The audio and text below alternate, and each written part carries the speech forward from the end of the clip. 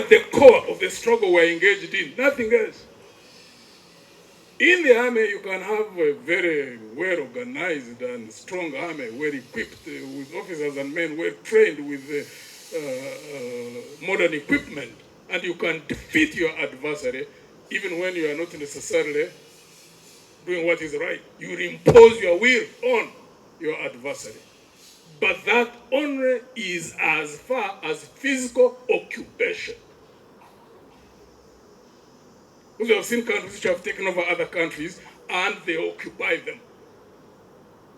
But when you are not able to impose your will on the spirit of a people, meaning that you cannot break their spirit, they will throw you out. There are clear examples. Americans were whipped in Vietnam. Afghanistan, you may agree or disagree with the ideology, that's not the issue here. The issue is the spirit of a people. Afghanistan is unique in the sense that it has whipped 2 nuclear powers in its time. Soviet Union went there. The Afghans could not be broken. They fought, they took their country. Then the Americans and Europe and the coalition of the willing were there 20 years. The Afghans could not be broken. That's the power of a spirit of a people. Even when you are physically occupied, as long as you are not broken in spirit, nobody can subjugate you. They can occupy you, but they cannot make you participate in your own oppression. The struggle, therefore, at the core of the struggle that we are in is at the level of the mind. That's where you start from. If people get defeated at the level of the mind, you are done. You are basically done.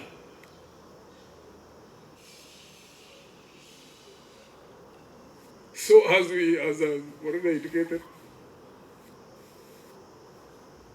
clearly, Dr. Kizza Besigye is courageous. The number of choices he has made in his life. He could have decided to take the comfortable path. Even when he was in Nairobi, he could have remained there as a doctor.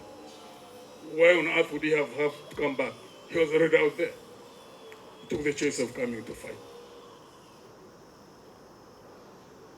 Meaning incarcerated many times, but remains resilient, believing in what he believes in and what he struggles for, justice and fairness in our society. So thank you all colleagues who have come to celebrate 70 years of his life on earth.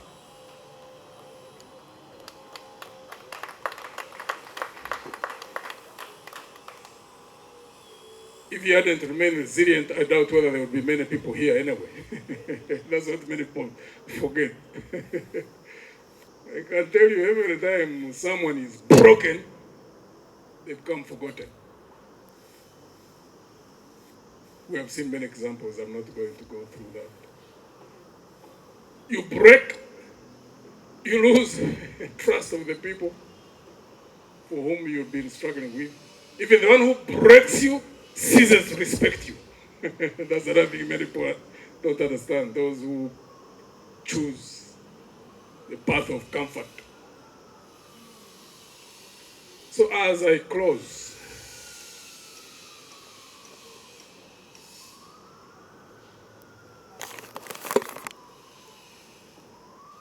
the situation we're operating within is very, very precarious. A lot of uncertainty. Of course, if you meet the people in the regime, for them, they think everything is done. Everything is under wraps. All dictatorships think like that. Until the day when things turn round and nobody can control anything anymore. That happens all the time. I've always wondered why people who run dictatorships never learn from what has happened to others. Nevertheless, we all are in the same country.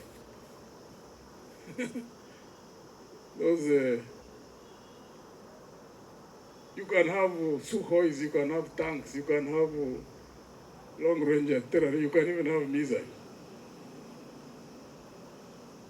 those are chariots and horses. Those who understand the Bible, you know what the Bible says? God says those who believe in chariots and horses will be brought down. It has happened since creation. You can't even understand why people can't understand that.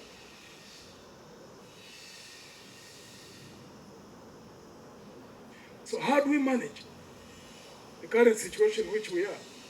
Because where we're heading, I don't want to, many people at times think I'm someone who's pessimistic, yet I'm not. Actually, I'm an eternal optimist, yet I'm a realist.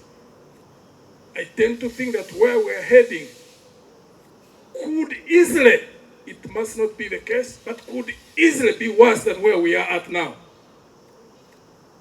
Shaping the future where we're heading, guiding it so that we can remain with a country that is intact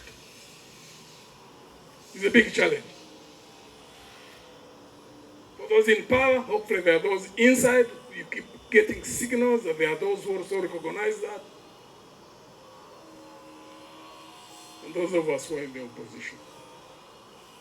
Change is inevitable. The physical change is inevitable. It has happened many times, not only in Uganda, many countries, change happens.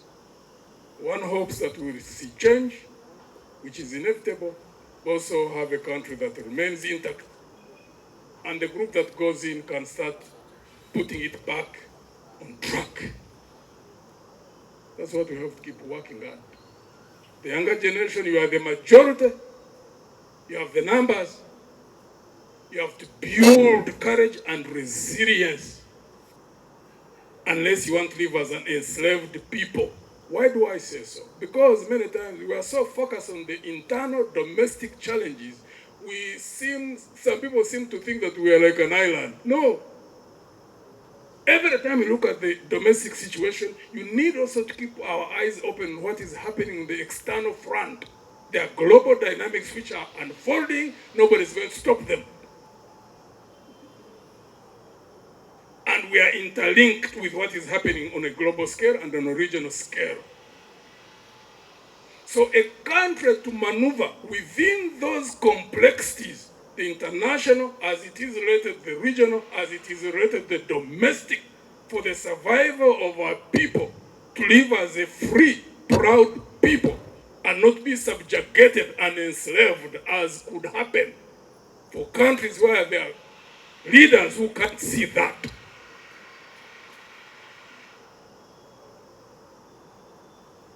We need to really think deeply about these challenges at the domestic level, the interrelationship with what is happening at the domestic level, with what is happening at the regional and the international level.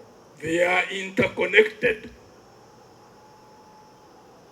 So the earlier we resolve our own internal domestic situation, the better we will be positioned as a people to live as a free people. Because they are forced. The world is made up of, people who don't care about others.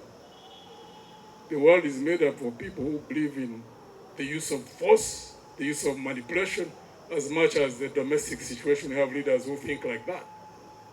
So for us to survive as a people, as a free people, as a proud people, using the resources which are God-given to lift up this country, the young people, you have to have leaders who are courageous, who are resilient, because the battles we are heading towards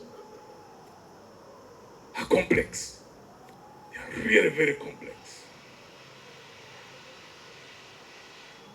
But how we interrelate at the regional and the international level is going to be dependent on what the situation is going to be here at the domestic level. If you have a bunch of people like those in power, I don't think they really care about the dignity of people.